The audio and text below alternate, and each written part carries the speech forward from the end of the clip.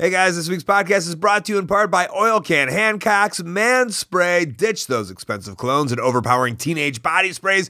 Get yourself some Oil Can Hancocks. These awesome scents are proudly built in America, crafted for those who aren't afraid to get dirty, and available at a great price. Oil Can Hancock's got you covered, guaranteed. I'm still working with the cans they gave me. I'm still smelling good. You could smell good too using the code Cabana30 for 30% off your order, plus free shipping at BUYOCH. That's bioch.com. Use that code Cabana30. Start smelling great, but now start smelling this show. This is The Art of Wrestling with professional wrestler Colt Cabana. It's Colt Cabana. All right. How you guys doing? Come on in, sit down, relax. You're about to listen to The Art of Wrestling, a professional wrestling podcast. It's a life podcast. It's a personal journal. It's an entryway into the minds and souls, the hearts and lives of the people involved in the world of professional wrestling.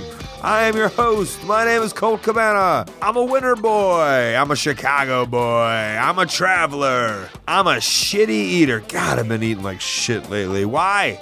I lost so much weight, and then you just slowly watch it come back on. I'm not a Weight Watcher. Most importantly, though, I'm a professional wrestler, and I am sitting here live in my studio apartment in Chicago, Illinois. Before we go any further, this is a fan sport and listener sport podcast supported by people just like you. We give it free of charge every single Thursday. ColtCabana.com, iTunes, SoundCloud, wherever you get your podcasts from. Couple great ways that you can support, rate, review, and subscribe on iTunes. Tell a friend, tweet it out, Facebook it out. Best way that you can support, though, ColtMerch.com, DigitalColt.com, t-shirts, buttons, pictures, posters, DVD, blah, blah, blah, blah. Plus, don't forget about that book I'm selling. I'm home next week, Monday through Thursday, and then I leave for Japan. So if you want to get those orders in for Christmas, you better get them in. That's my last day's selling. Those can be ordered at ColtMerch.com or DigitalColt.com. I'm in a weird mood, right? You can feel it. You can hear it. I'm in a giddy mood. Still been shipping out those books. Wrestling Dreams going very well. Love seeing those videos. Love seeing those kids reading. Love seeing some retweets, some hashtags. Who would have thunk? What if that was like my greatest achievement ever in wrestling? Almost 2 decades of wrestling, and he's remembered for a little children's book, a 26-page, I don't know, maybe it's 30-page children's book, a couple words, some beautifully drawn pictures by Erica Weiss, and that is his legacy. I'll tell you one person who's famous for drawing Road Warrior Animal, drew on his face his whole career. I asked him about it. I'm like, yo, you got to do that every night? And he's like, yep. And then we get into it. That's the questions. Those are the sort of questions you get from Colt Cabana. What's the story with drawing on your face? This was a nice podcast to wind down the year. This was done in 1 Hour Tees at the store at Pro Wrestling Tees. Animal was there doing a signing. I was home. We walked right in. We did a little walking and talking. We talk Zubaz. We talk Minnesota. We talk You Shall Listen. Couple reminders. At the end of the year, I'm going to do an AMA, Ask Me Anything. I think the plan right now, I think that's going to be the first one in 2018. And then I'll do a year in review where I'll kind of describe everything that's going to happen going forward, where you might have to send in some more AMAs if you're more intrigued. But send those to coltwrestling@gmail.com. Use a voice memo. That way I can play it on the show. Who you are, where you're from, subject, AMA. Ask a question. We'll put it on the podcast. I also got a new P.O. box. That's on the websites, both coltmerch.com and coltcabana.com. It's because I moved. It's still a process. I'm barely home. I mean, I don't know. I've slept in this thing maybe a couple of days. I did sleep on a ghost bed. I got a ghost bed. You can too. One of those ones that come in a carton. I don't know. I put a YouTube video of me opening it if you want to kind of see my room in my new apartment and how ghost beds work. I also got a new bidet. Brundell sent me a bidet. That's how getting new apartments work. Is you reach out to whoever wants to help. So it's been a couple of weeks since I've chatted. Last time I was in England. Last week's episode was from Fest. It was so much fun. I love doing the live shows, and that I think might have been my favorite one. There's been a lot of favorite ones over the years, but that was just so easy to do and lots of fun. Yeah, I was in England shooting a pilot. Hopefully it gets picked up, and hopefully I become a TV star in the UK. Can't seem to become one over here, so maybe over in the UK. I'll keep you updated if anything happens. I'm sure it won't. That's how I think. Also went to New York, WrestlePro. That's who I wrestled for. 2 shows for WrestlePro. If you live in New York or New Jersey, I recommend getting trained at WrestlePro. Great fun shows, and you're around professional people. And there's something about those New Yorkers. There's something about them New Yorkers, you know? And this week I head back to the East Coast. I'll be doing live commentary on the pay-per-view Final Battle if you want to listen to me and Ian Riccoboni. We'll be doing some commentary on pay-per-view. And if you don't, then don't. Maybe you're just waiting to listen to Road Warrior Animal, and I don't blame you.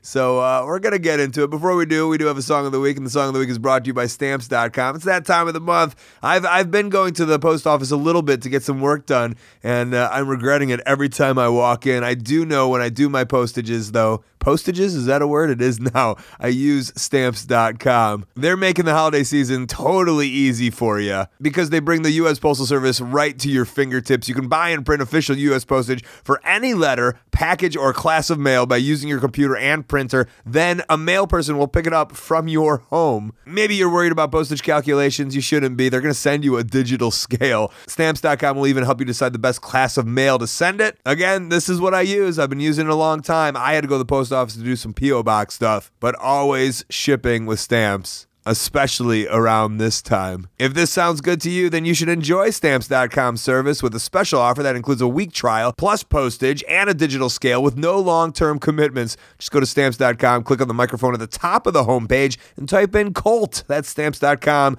microphone at the top of the page. Your code is COLT.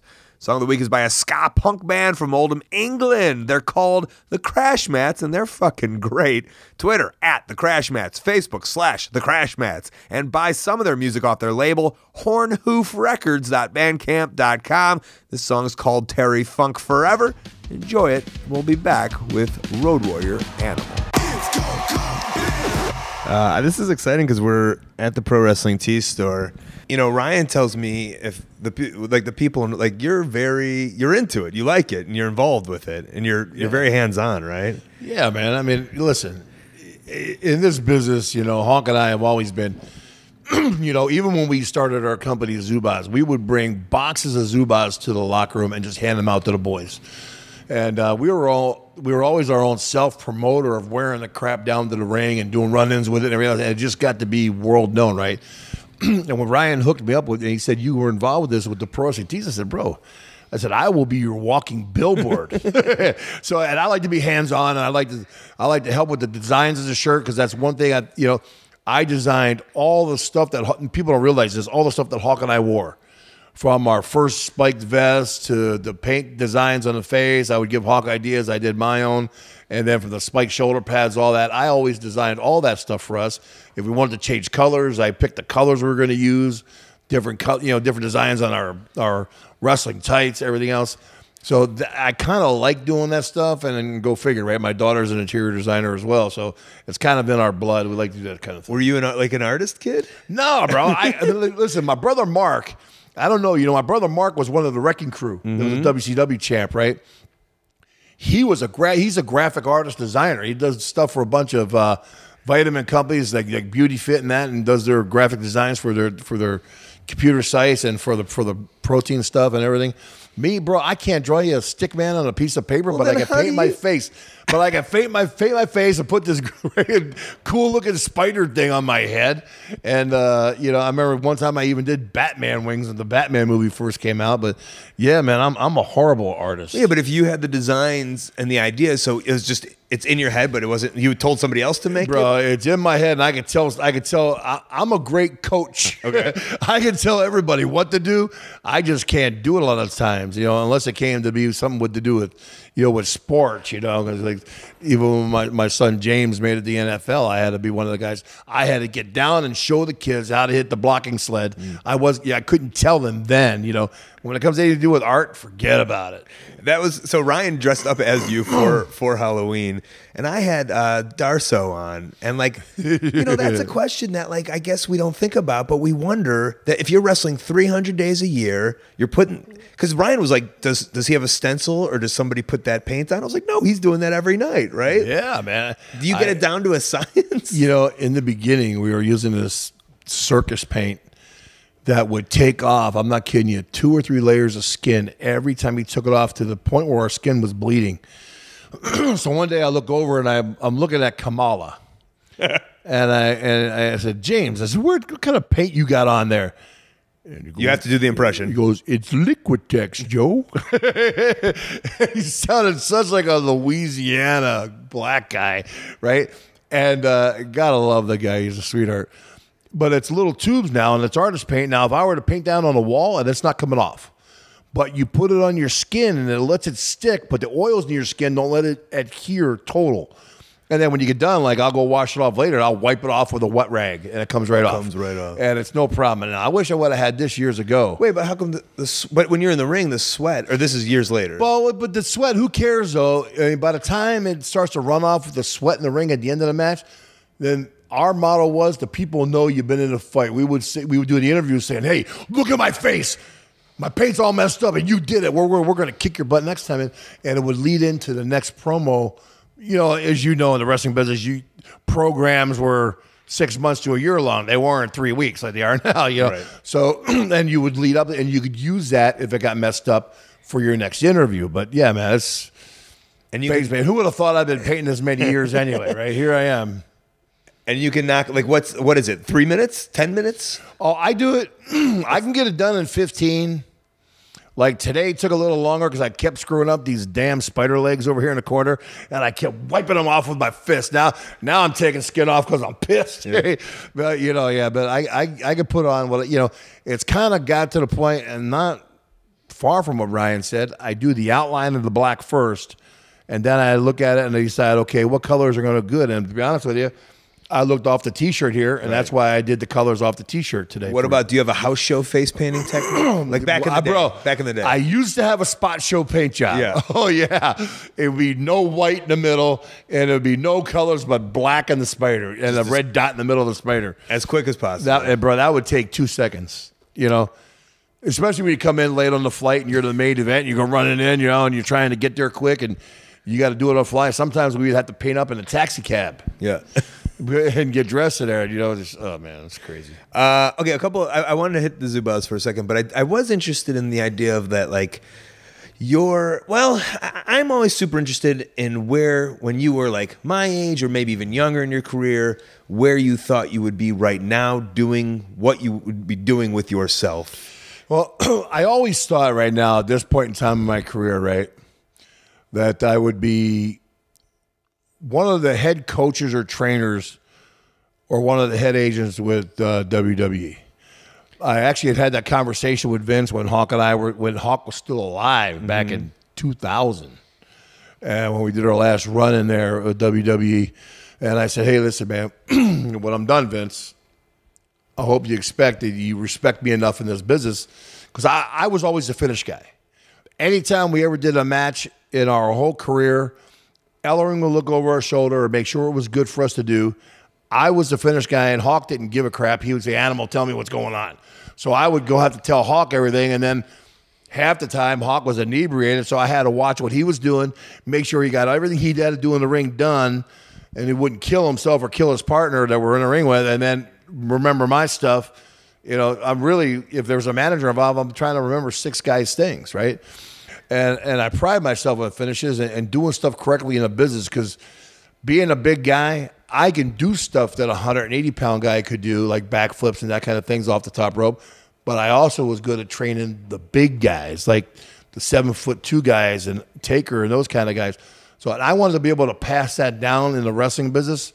But whatever reason, man, maybe you don't think I'm a coach or a trainer down there or something, but it just never worked out for me to go down there. I mean, I went down to Tampa a few times, and I got to work with guys like Mason Ryan and Roman Reigns and, you know, Bray Wyatt. And who else was down there, man? God, there was a whole bunch of guys down there, some big guys too. And I got to work with them and taught the guys how to be big guys, how to sell properly, how to, you know, just don't go flying around on an arm drag, get knocked, then, you know, and then do the move, you know, which makes both opponents look like they're athletes, not just one guy. So since that's not your job now, I mean, I see that you go to Japan quite a bit. Yeah.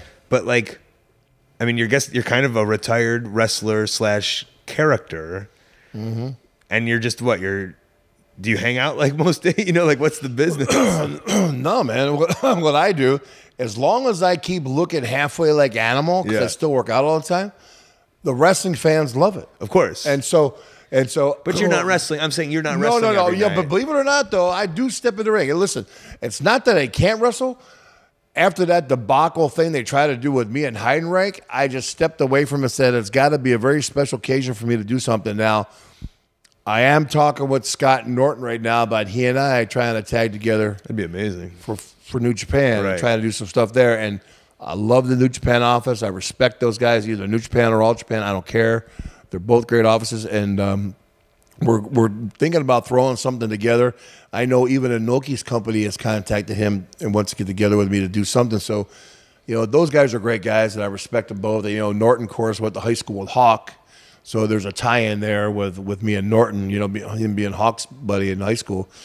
So you never know, man. I mean, I did a cage match about 6 months ago. Okay. I'll get in the ring, and even when I go to Japan, I get involved somehow, like. Poor Sean Hernandez, man. I had clotheslined the crap out of Sean Hernandez outside the ring when I went over there for DSW about a month ago. And I felt bad. But, you know, Sean's a great guy, man. Great worker. But, yeah, man, I love going to Japan. I do a lot of Comic-Cons. I do Comic-Cons all over city, all over the world, actually. And, you know, I do a lot of speaking engagements, too. You know, believe it or not, corporations like Coca-Cola or Pepsi will bring you in and say, you know, because they're having problems. Because this higher up thinks he's above everybody and won't talk to the underneath guys, and the underneath guys are pissed off because the higher up won't give them the time of day. And I try to tell them, man, listen, bro, you guys are all on a big team. You're all on a big team here, man. If letter A doesn't work, man, letter Z makes no money. Now, what do you use your experiences in football and coaching, or do you use experiences in wrestling? For I think I approach everything like a coaching, man, because it's not a.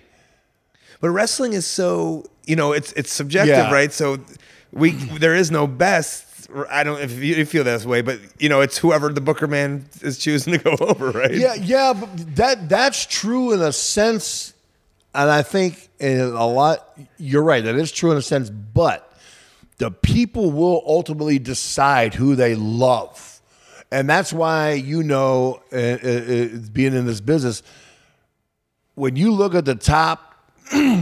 There's probably top 5 guys that are beyond over guys. And Hawk and I are blessed to be 2 of those guys. But you're talking like a Bruno and a Hogan and maybe a Stone Cold and a Rock. You know what I mean? You put those guys are different. I tell people those are different over top guys. Then you have below that is, you know, your Stings and the other guys like that, your Triple H's, you got the guys. And it's not demeaning anybody. It's mean the people will ultimately decide who they want the man to be. Mm-hmm. And a lot of that is the things you can't teach, as you know, in this wrestling, but you can't teach charisma. And the same with coaching. You can't become a good coach unless you, really know what the hell you're talking about to be able to teach somebody what to do. And that's what I always prided myself on, man. Listen, I'm not the know-it-all. I'm not going to be Vince Lombardi. I'm not going to be able to teach you how to wrestle like Ric Flair. But I've got to be in the ring with all the best.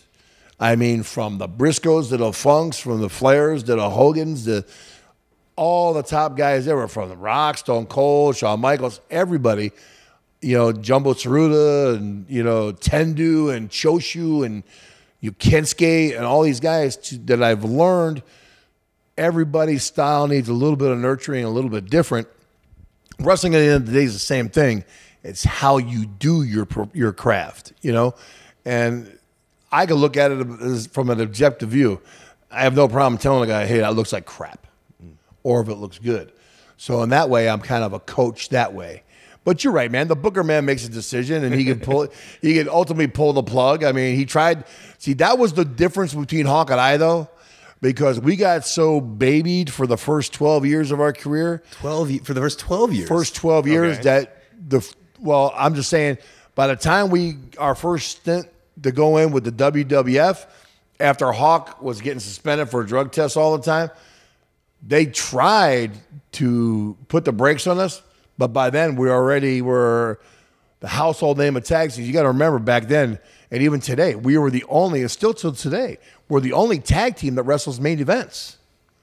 You know, that ever wrestled main events in the U.S. pretty much. That means sell out domes and Square Gardens, Madison Square Garden, and all that stuff. And no other teams do it because they don't let the teams have that much power anymore. Right.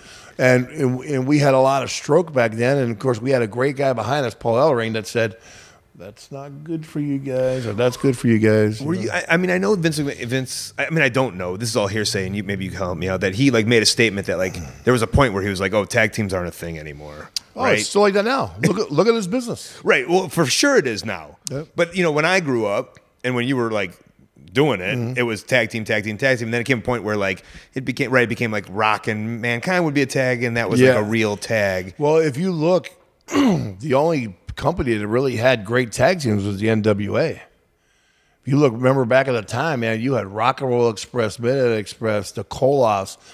You had who else? You had the Four Horsemen. You had Hawk and I, man. You had Dusty Rhodes would bring in Stan Hansen. You had so many ways to go and to choose from.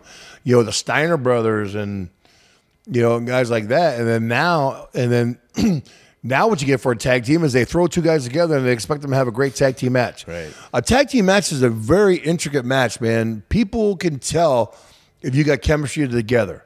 And they like to be able, and they like a lineage here a little bit. Like they love guys who've been friends for a long time, or they like guys who've been brothers, because they're really, especially like overseas in Japan, they love the brother thing. And they love factions, as you know. Like they love the Bullet Club type thing because that's what they're really into. They're really into that close-knit thing and the unity part of the wrestling business. But in the U.S., man, Vince McMahon has always been a singles territory.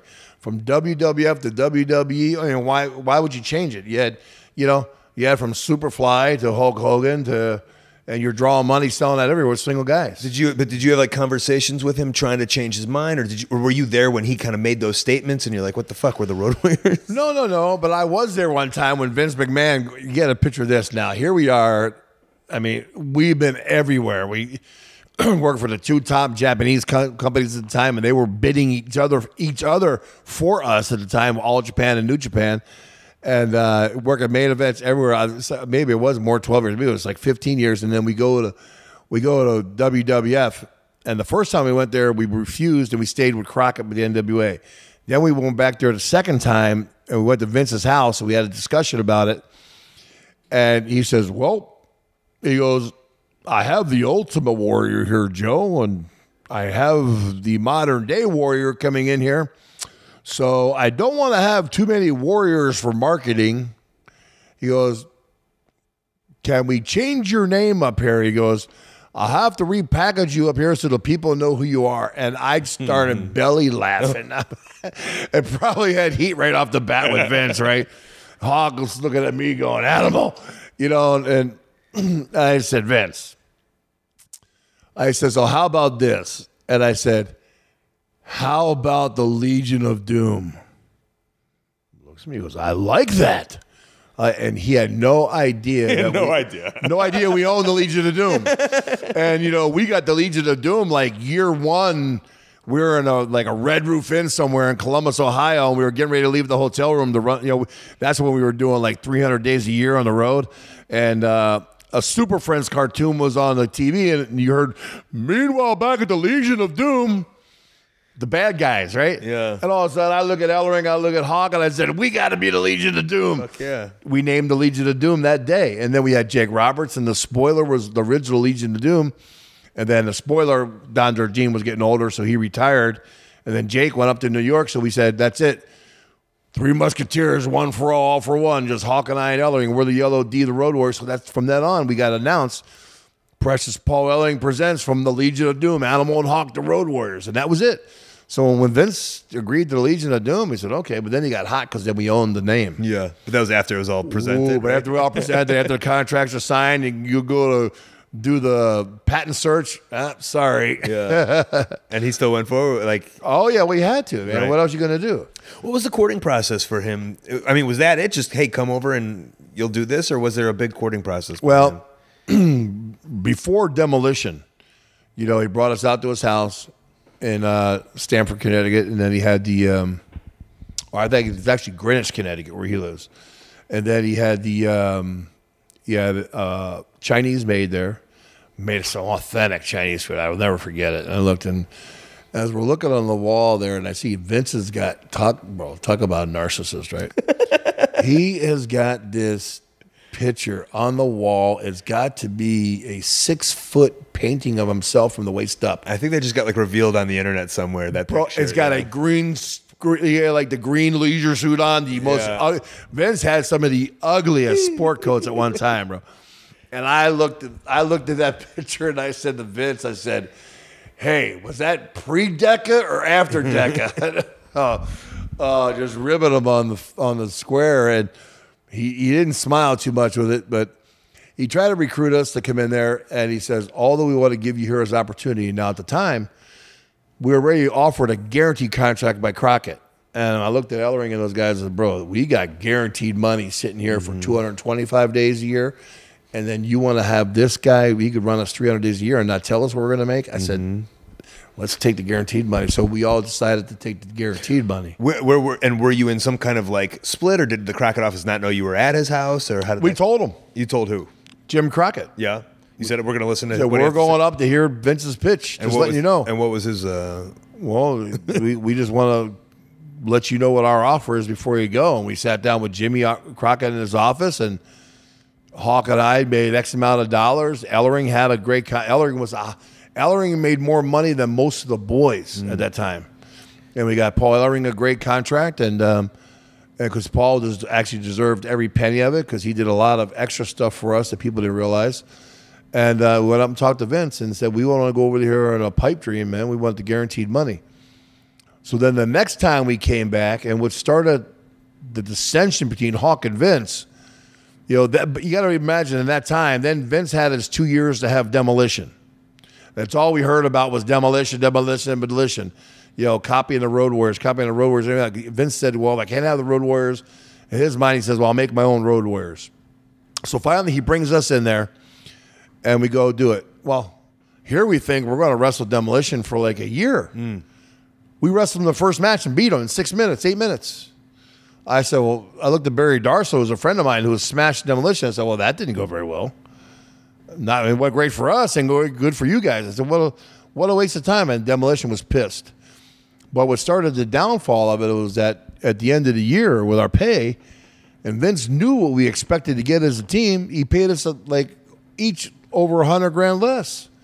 And we said, "Vince, that wasn't our deal. Wasn't our deal for this pay. You knew what we needed to get." "Oh, it must be a mishap. You'll make it up marketing-wise." Well, we never did. The next year was the same thing. That's when Hawk said pretty much, "F this. No one's going to tell me I can't drink, I can't smoke, I can't do this, and then you want to hose me on the pay too? Forget it."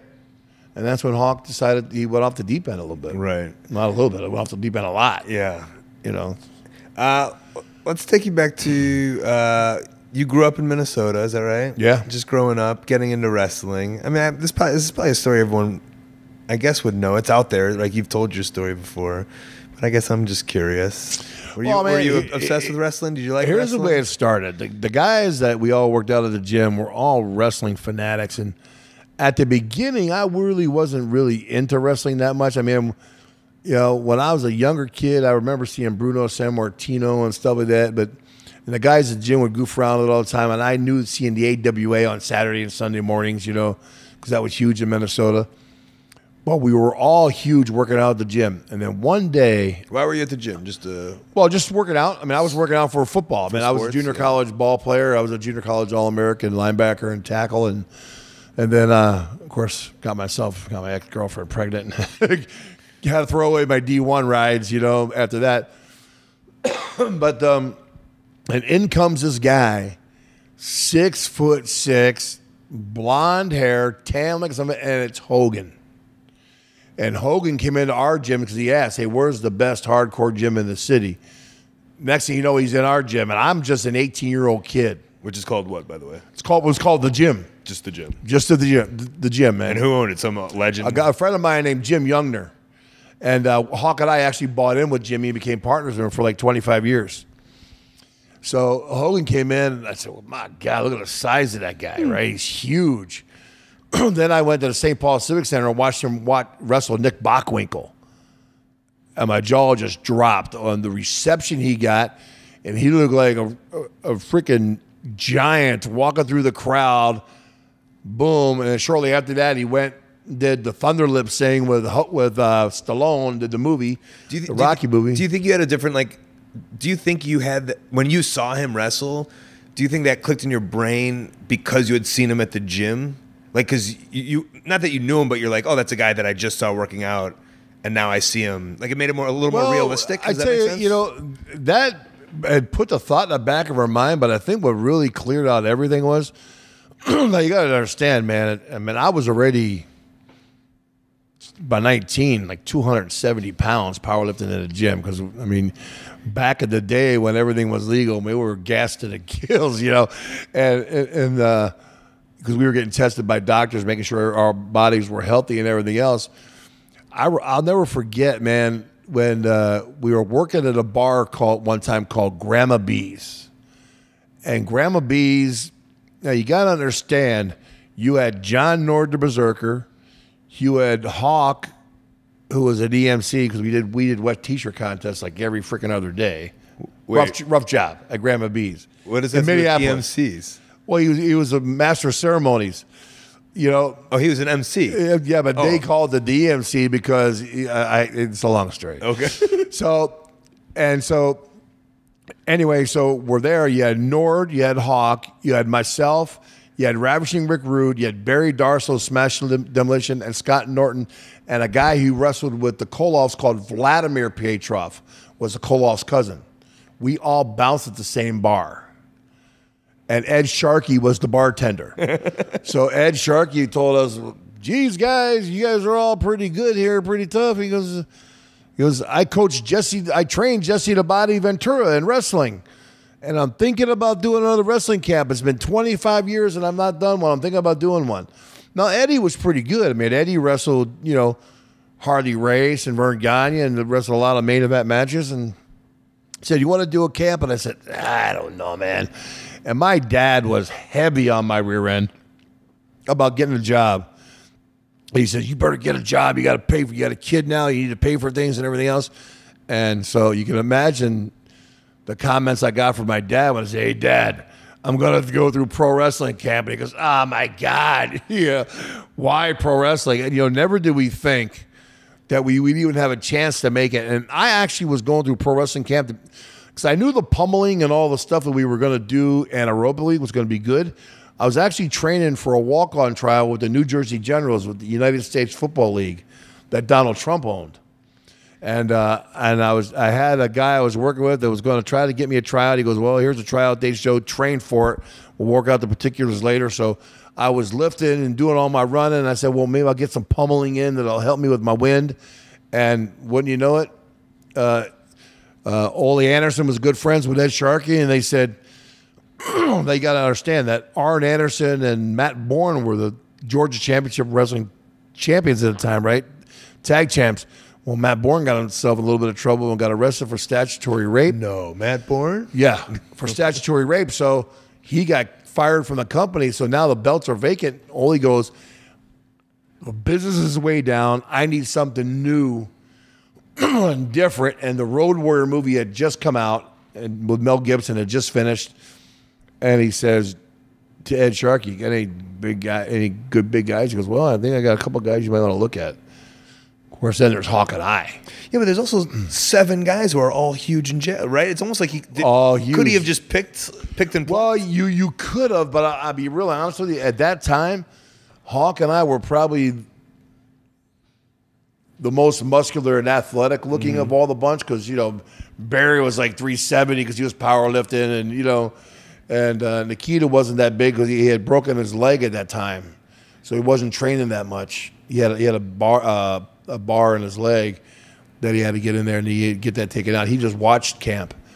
But, yeah, man, and so we got the opportunity to go, and you can imagine our face the very first day we go to Georgia Championship Wrestling, walk in the locker room, and I looked around, bro, and I said, there is Paul Orndorff, there is Sergeant Slaughter, there's Tito Santana, Tommy Rich, Dusty Rhodes, the Terry Dory Funk, the Briscoes, and then here Hawk and I come in not knowing a thing. I mean, we knew how to wrestle. I mean, Eddie never got in a ring with us. Sharky, we would punch each other literally in the freaking nose, and we would all have nosebleeds at the end of the day because we didn't know it was a work punch. Did you ever wrestle a match before you got to Georgia? No. No. And so the first day we get on TV, they gave us the belts. And then Ole gets everybody together in the locker room. He says, listen, this is what's going to happen. These guys are going to beat the dog shit out of you guys, and you guys are going to take it. Not to the top guys also, he said that to everybody. And, and we had conversations with Ole, stay away from the face, stay away from the private areas. Yeah. But be reckoned, and it wasn't, our gimmick was Streetfighters, and because of what we did in the past, because Hawk and I, that whole group of guys that were together that I mentioned, a lot of us, probably about 4 of us, did a lot of stuff on the side from bouncing, like collecting money for people and doing that kind of crap. We all had kids we had to pay for, and not proud of what I had to do back then now, but it was a life experience, and being an inner city kid, it worked out good for my gimmick. Because then they said, just beat 2 Street Fighters. I said, okay. Do you remember your first match? God, all that I remember is, man, I felt so sorry for poor Brad Armstrong and Tim Horner. Were they the two? We kicked their rear And they're ends. like respected, great wrestlers. Oh, respected, great wrestlers. And poor Tim Horner, literally, he had that skin was like, the guy that doesn't want, who puts on the extra lotion for sunblock. Yeah. That's Tim Horner. I call him fish belly white. And when he get done wrestling us, bro, he would have slaps and forearm slaps and clothesline slaps all over his body, like he had just been through somebody jumped him in the alley. Right? It was crazy, man. When you went out there that first time, like, did they just put the gear on? They had stuff made for you, ready to go? No, nothing. Back then we just went there, and I actually had longer hair, and Hawk had to shave his hair in a buzz. And then when we met with Ole and Bill Watts, they said, listen, man, you guys are going to be the Road Warriors. Do you have any nicknames you use? And I said, well, man, the guys used to tell me I was like an animal in the gym, So, okay, Ole goes, you're animal. Then Hawk goes, yeah, hey, I can be Hawk. I can fly around. Just out of the top of his head, out of the blue, he goes, okay, you're Hawk. I mean, who would have thought it would have worked for 22 years, right? And then what if he was like, they call me sexy, and they're like, all right, you're sexy. Animal sexy. That would have been great, right? No, and then they said, we want you to put face paint like the guy in a movie, which is just a couple lines under your eyes, like the Australian guy. And we said, okay. And I said, when we did that, we kind of felt like we looked like freaking Colt Cheese, like some Indian from a movie. So we said, nah, man, I don't want to do that. So then I said, how about we do a design? And then, the Ultimate Warriors paint job was actually Hawk's first paint job. And then mine was kind of like this, my face paint I do now, but without the spider. So explain to me that Hawk's first paint job, did the Warrior, did he copied it straight out. Has that been said before? Oh, yeah. Yeah. Sting will tell you that. So both Sting and the Warrior copied our paint jobs. Gotcha. They said, we didn't know what to do. The Blade Runner thing. Oh, yeah, bro. At the time, you got to understand. I mean, after we went in the company that was dead on its rear end, and after 6 months, 8 months, we were back to selling out buildings that had never been sold out, right, for Georgia's Championship Wrestling. And, of course, a lot of guys helped us along the way, like Stan Hansen's and the Briscoes and the Funks that laid down for us, and Dusty. I mean, we took Dusty's eye out with a spike, man. That was that still gets talked about today. Mm-hmm. And fans wanted to see, we were heels at the time, so they didn't want to see us get beat up. And then it just got to the point where they respected us so much, they loved what we were doing.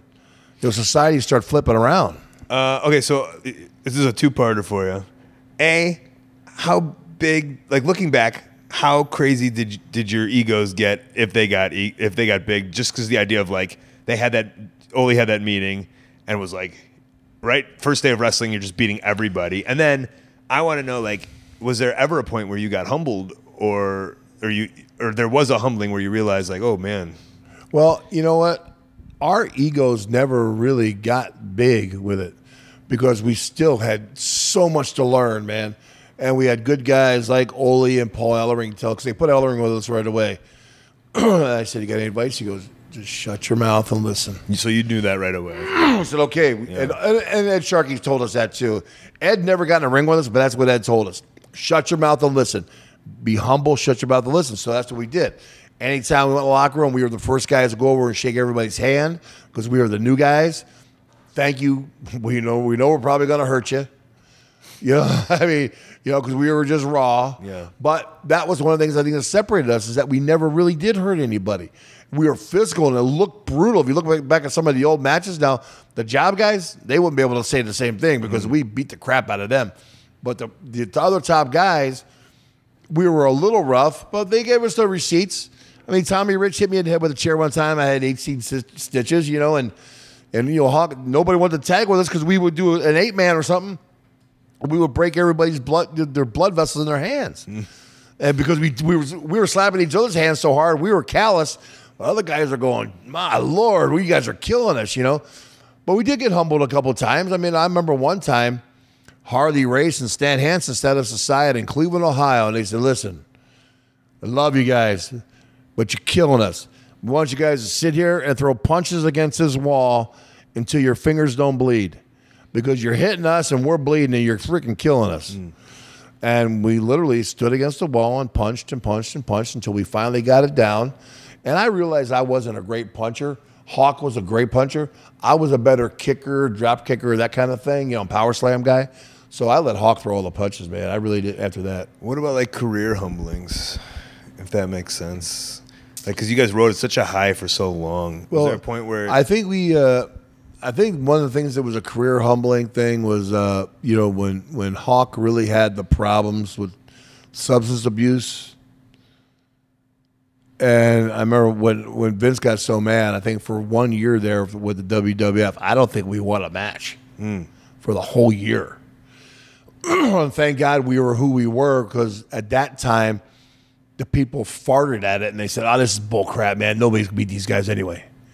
So it didn't really hurt us, but that was humbling because I had to revamp and say, listen, Hawk, bro, you got to play ball with these guys.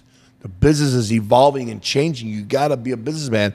And Hawk and I had a lot of discussions about this. Is listen, you ain't going to go to 3M or Honeywell or whatever and do what you're doing without getting fired. You can't expect to do this here without getting fired. You just can't do it. And Hawk and I had a lot of arguments actually about that stuff. But I mean, we were always really respectful of the business, never forgot where we came from. I mean, this business has been great to me. I've lived in a few really nice homes over the year, got to make some great investments, got to meet a lot of top people. Heck, I'll never forget the one time that Ted Turner had to get together, and he goes, the only people I wanted to come from the wrestling program is I want the Road Warriors and Flair at this party. It was a tuxedo party. We had to wear tuxedo. I wore tuxedos with face paint. And a cut off tuxedo? Yeah, I should have cut the sleeves off. That would have been awesome. Yeah. But that tuxedo jacket at the time, bro, was a 64. That's how big it was. It was like a bed sheet. You said after the Heidenreich stuff, because we were talking over there, you said you had left for 5 years. You had kind of disappeared for 5 years. Well, was that after the Heidenreich stuff? No, yeah, it was after Heidenreich, man. When Hawk had passed away in 2003, I didn't do anything. And then I got called in about 2006 to do the thing with Heidenreich. Only because, and the reason why they called me is because the LOD stuff was still selling like crazy merchandise-wise. Right. Go figure, right? Yeah. Because merchandise, nobody told you back then if it was really selling great. And they say, well, it's really selling good here. This is Stephanie McMahon's idea. She wants to bring back the LOD. And I wish they would have taken my idea of it because they were starting to go national. I was on some of the first trips over to Barcelona and stuff like that. International. International. And so my idea was let Animal go on a Legion of Doom search. Let me go watch all these athletes at all these different camps and let me handpick and have guys fight or wrestle to be a member of the LOD. But then they said, no, we got this kid here, we'll do Heidenreich. And I kind of had mixed feelings because I knew with his gimmick, it really wasn't an LOD type gimmick. He always did the Popeye thing, going out, go ams type of deal, And it wasn't really the right thing for him to do. or for me to do to be with him. But I said, you know what? I'm going to be a businessman. I'm going to go with the flow this time. Then Heinrich, God bless him, man, because John's a great guy, was almost as bad as Hawk was with the substance abuse. Yeah. They found him sleeping on the New York Thruway with bleeding from his ears and stuff from the sinus cavities. And then they fired him, and he didn't respect. He was a big Road Warrior fan, Heinrich was, but he didn't respect the break he got there because they made us WWE champs. They were getting ready to give us a huge, huge push, and Heinrich screwed it up. And then after that, man, I kind of said, be honest with you, I said, screw this. I said, I'll do appearances every now and then. And so I started a timber company over in West Africa in Liberia, and I actually was gone over there for 5 years. So you moved to Africa. That's what you said. Well, I didn't move there fully, but I spent my longest stint there was 6 months at a time. What, sitting in a hotel? No. We had a compound. Okay. What we did, we had a big fenced-in compound that had a big 15-foot wall with barbed wire, and we had 30 guards that we worked for us, and we had 150 African employees. And I'm talking, we had backhoes, graders, dump trucks. We had 14 Safari Ford Rangers, and obviously because you're in the jungle. And we did a lot of stuff in and out between mining and looking for timber and buying precious stones to sell to jewelers and stuff. At any point when you're doing all that stuff, were you like, I miss wrestling, I feel like I'm not a wrestler? Did that stuff come into your head? No, because I actually thought that, hey, man, this is going to be so good, I'll be able to take the next step in my life. And then I had a couple of partners that were idiots. Yeah, but you know how wrestlers feel. Yeah. It's hard to let go, right? Yeah, it's hard to let go, but I think the guys in wrestling that were true athletes before they got into wrestling can let that thing go from the entertainment end of it. Listen, I knew. I mean, when you get to be, I never reached the levels that my son James reached in football, being All-Americans and setting tackle records in the pros and everything else. But I was comfortable enough with what I've achieved athletic-wise. I knew the big difference between a show and athletics. And once you work so hard to achieve what you achieve in athletics, when you're working the athletics, you really you got to have common sense and let it go because it's a show. You know what I mean? And it's always time for the next group to come in. Very few guys get to last Hogan, Andre, the Road Warriors this long, over 30 years where people still want to buy your stuff. That's freaking crazy to me. But I love it. Don't get me wrong. I love it. I love the wrestling fan. That's why when I do all my appearances, man, like at your guys at Pro Wrestling Tees here, man, I bring my shoulder pads on. I let the fans put them on for the photo. If they want, if I wish I was here longer because I'd face paint everybody, right, and let them pose and be, they could be a member of the LOD for 2 seconds. Yeah. It makes their day because all the fans spend their hard-earned money to listen to you, to listen to me, to go all the matches, all the shows, and they deserve to get more back. You know what I mean? That's my vision of it now. That's the thing. Okay, to end this thing, to do a full circle, we are here, we're doing this at Pro Wrestling Tees, and there's this, Ryan and I, we had this idea, this vision of putting the wrestlers and the t-shirts together, and so I did want to talk about the idea of Zubaz, just kind of how that all came together, why it was successful, and then also I want to tie it into Ribera, because as a wrestler, I've been I got my jacket. Sure. And a lot of people, it's only because of you, and I don't know how many wrestlers know that, and I just want to I want to make sure that they know that's not a thing. That's not a thing if it isn't for you guys, right? Well, we kind of put it on the map real big. I mean, Ribera had a lot of sumo friends, like Kanishki and Akebono and all the guys who were grand champions, Takahana and Wakahana, because Hawk and I know all the sumos because we used to bet on them. We'd bet on them when they had sumo tournaments over there when it was on TV. But, you had some guys over there, they were very popular, like Dory and Terry Funk. But when Hawk and I's first trip over there and we beat Dory and Terry Funk, people went, whoa. And then when we went 2 out of 3 falls and we beat Jumbo, Saruta, and Tenru for the belts, it was another whoa. I mean, I mean, Hawk and I never went over 5 minutes, and here we are doing a 2 out of 3 fall match. And 2 of the falls were like 20 minutes. We were gassed, but yeah, and so that it kind of put Ribera's, because being a Ribera's outside on this one awning is nothing but pictures of Hawk and I on the one side for about 12, 15 feet. And it's pretty cool. That to me is surreal. That to me is surreal. At a steak restaurant in Japan, there's my picture up on the guy's awning. That blows my mind every time I see it. And it's a rite of passage as a wrestler to go to Japan and to go to Ribera and get your jacket. And if you're a Gaijin or American wrestler, if you don't go to Ribera's, first of all, you got to be somebody. He won't give anybody his jacket. You got to be somebody good to get his jacket. And but if you go there and he'll if it's an underneath guy, he's got his levels. He's funny. He'll give the underneath guy a T-shirt. Yeah.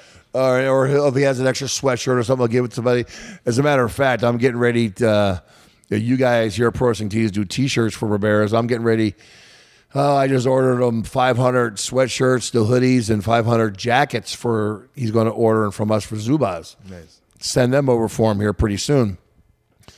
But out of doing that, we became such good friends with Ribera. See, Ribera, Toshi, the son, and his dad, they call him Papa, used to come to my house every spring in Minnesota. And they would come. I had a John Deere tractor because I had like 10 acres of grass, right? And they would ride my tractor and just lay in the grass because those guys don't ever get to see grass like that, ever that much. And they'd go out in my pool and swim. And we became friends. And every time they came over to the States, we would sell them. I mean, seriously, I would have Homeland Security would call me and say, we have a Japanese guy here that says he's coming to your house. He's got $100,000 cash. I said, yeah, he's coming to my company, Zubaz. He's going to buy some stuff. And he would spend every bit of that $100,000, but buy all the stuff from us for cost. He still handed out Zubaz to people. Yeah. They have them stored up in their attic somewhere where he's still handing out stuff of Zubaz and the gym. The gym jackets, the brown and gold gym jackets, he still hands those out to people. Well, and he stamped Ribera on them now. And he puts his own logo on them the too. Gym jackets. Because we told him we didn't care. Go ahead and do it, man. If you want to do it. So, yeah, man. So I was actually, Hawk and I were actually out in L.A. And I don't know if you remember, there was a bodybuilder called Mike Christian. And Mike Christian had this line of clothes called Everywhere. And at the time, I was a powerlifter squatting, and we had the most horrible time finding nothing but the old school cotton sweatpants. And I said, man, can't we find some loose clothing that we can get and wear? And I came back and I brought a pair of Mike Christian Everywhere back to my partners, or my guy they were my sales guys at the gym that I owned 2 gyms at the time. It was Twin Cities Gym in St. Paul and the gym in Minneapolis.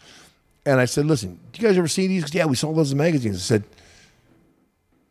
is there any way we can try to figure out doing something? He goes, it's funny you ask, because we were thinking about trying to do a clothing line. Now, these are my 2 head sales guys at the gym. We actually had a girl that was a seamstress. We found some material. She sewed a couple pair of those pants, mocking the design of the Mike Christian Everywhere. That looks awesome. And then we had a deal with a textile firm in Hall River. She found the design of like the weird zigzag or whatever this is. Well, we have a special zigzag stitch. Okay, that's our patent stitch. Yeah. It's in the waistband and all the seams for Zubaz. And we did that, and we designed that. And there's a textile mill in Hall River, I think it's South Carolina. And I've actually been down to their mill, and they make all the milled stuff for us at the time. And we started doing our patented stitch, and next thing you know, Hawk and I were wearing Zubaz on WTBS when we were working for the NWA, and every rundown we did, we would have black, pink, and white Zubaz, or whatever pro football team we had. The Chicago Bears at the time had the orange and blue with the orange bear head in them, And well, my dad was a clothing salesman, so he would take me to the stores that he would sell, and I remember going to the stores and seeing the posters of J.C. Penney's. Yeah, J.C. Penney's, man.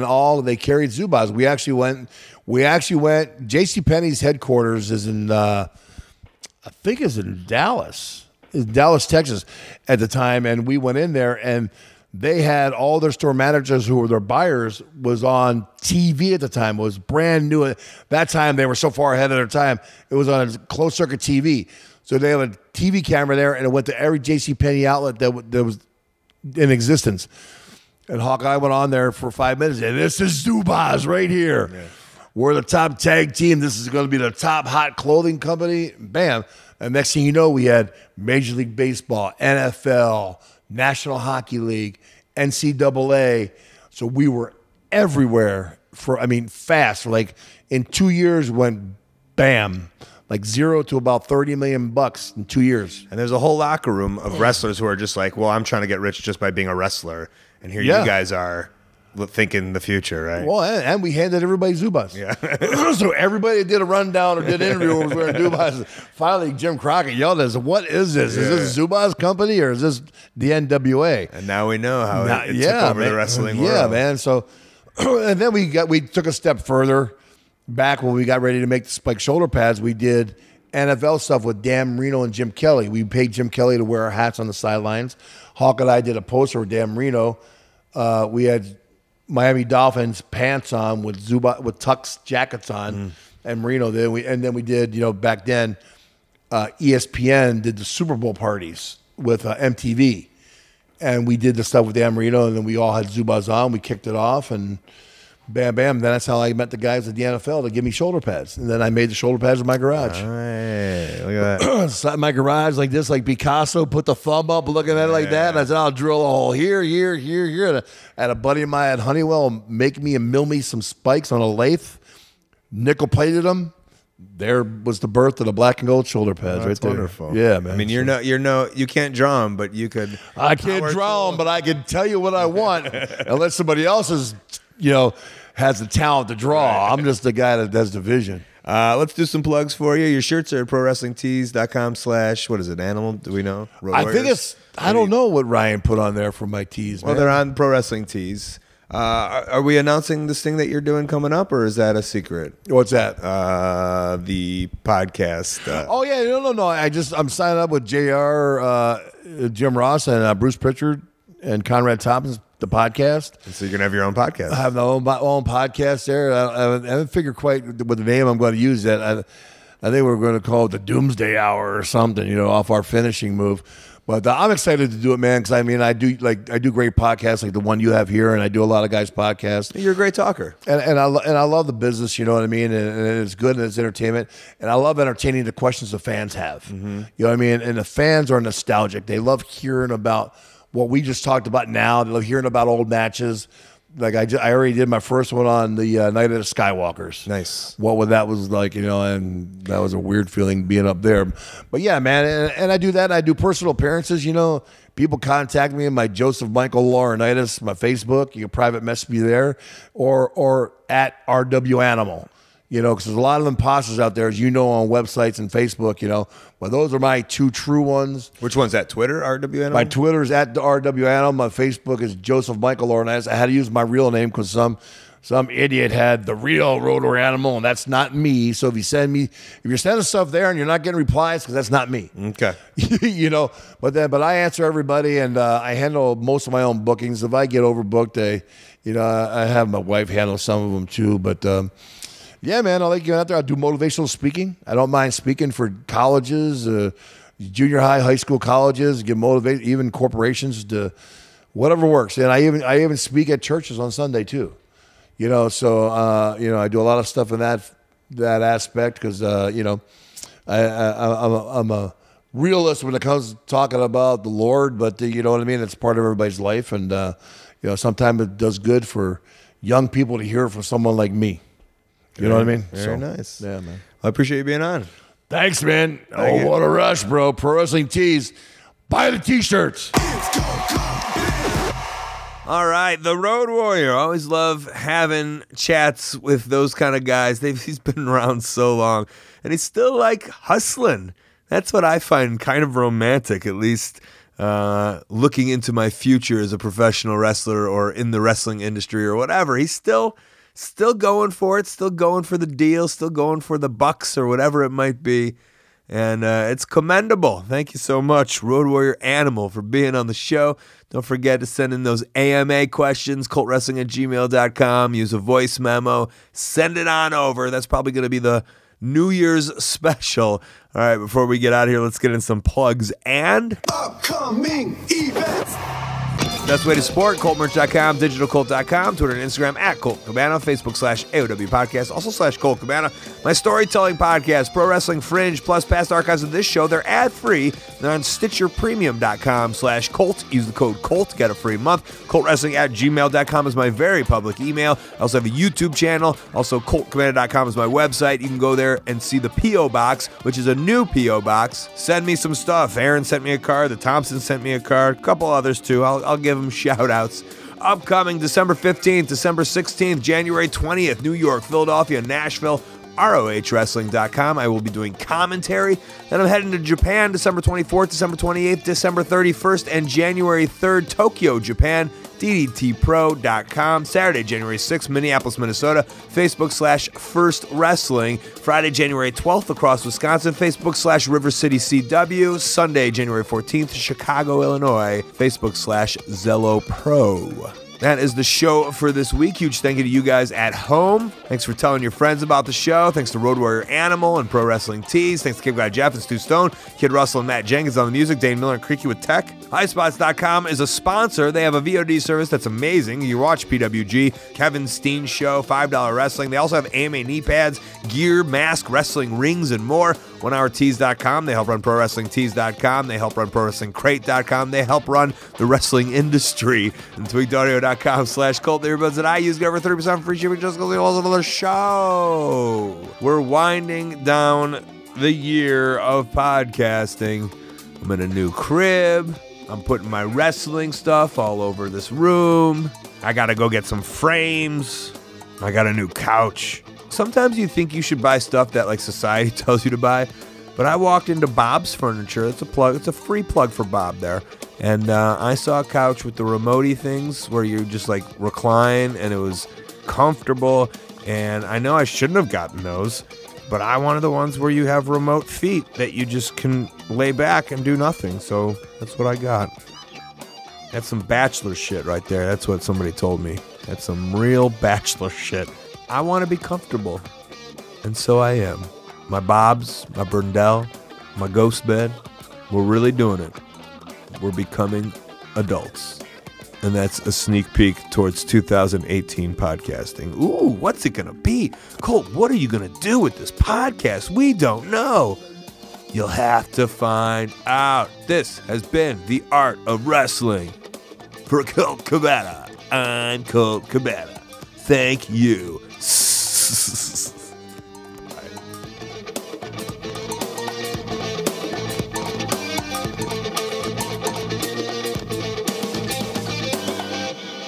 I'm just going to say, I'm sorry I interrupted in your match at WrestleMania.